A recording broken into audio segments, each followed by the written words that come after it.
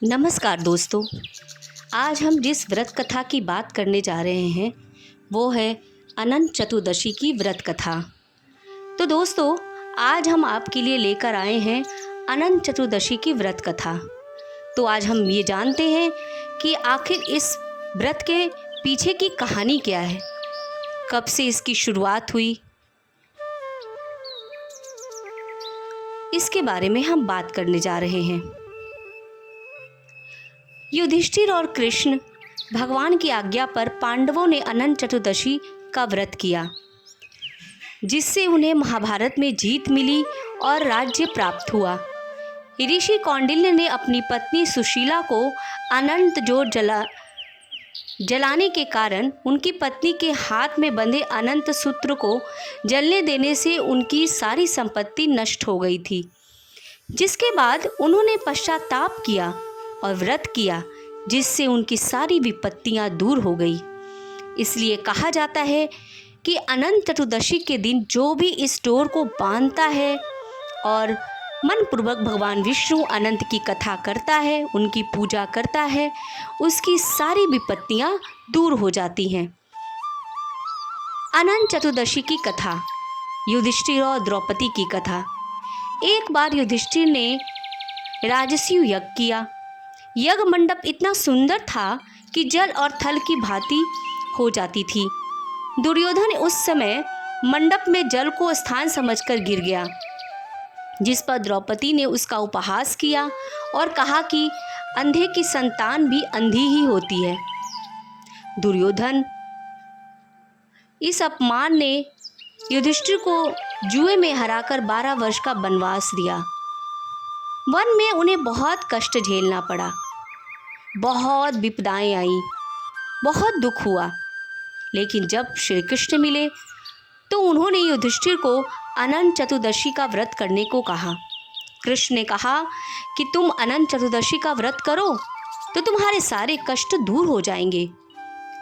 युधिष्ठिर और द्रौपदी ने विधि विधान से व्रत किया और उस अनंत सूत्र धारण किया, जिससे उनकी सारी विपत्तियां दूर हो गई।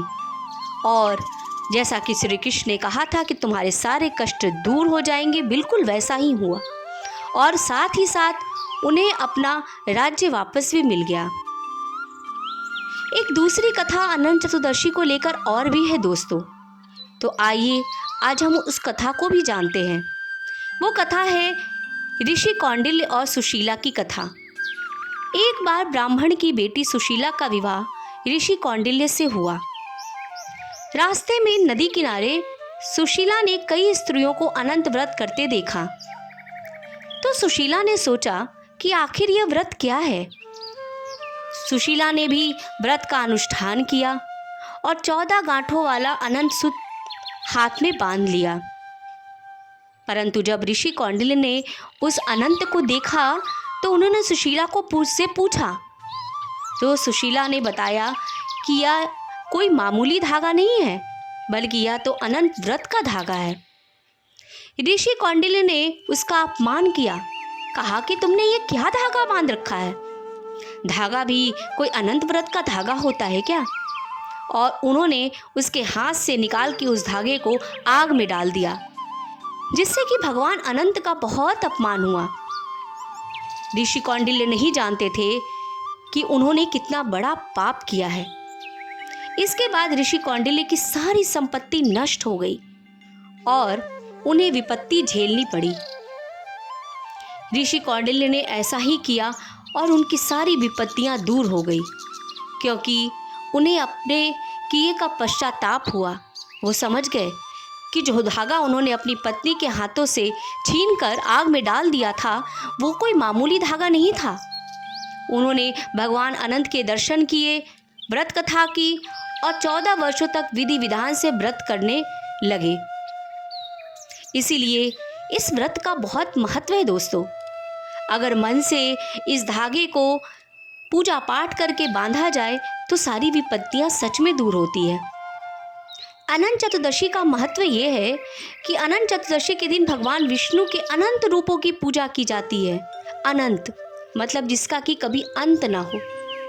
इस व्रत रखने और कथा सुनने से व्यक्ति के सभी पाप दूर हो जाते हैं और जीवन की सारी बाधाएं दूर हो जाती हैं। भक्त पूजा करने के बाद 14 गांठों वाला अनंत सूत्र पहनते हैं जो 14 लोकों का प्रतीक है। इसलिए दोस्तों, अनंत चतुर्दशी को सभी लोगों को इसकी कथा सुननी चाहिए और 14 गांठों वाला धागा बांधना चाहिए। हम भी यही प्रार्थना करते हैं कि जैसे अनंत भगवान ने उन सभी लोगों के कष्ट दूर किए जिन्होंने इसका व्रत किया और 14 धागों वाला सूत्र पहना, तो हम भी यही चाहते हैं कि सबकी विपत्तियां वैसी ही दूर हो और हम सब भी इस व्रत को करें। धन्यवाद दोस्तों, इस वीडियो को सुनने के लिए।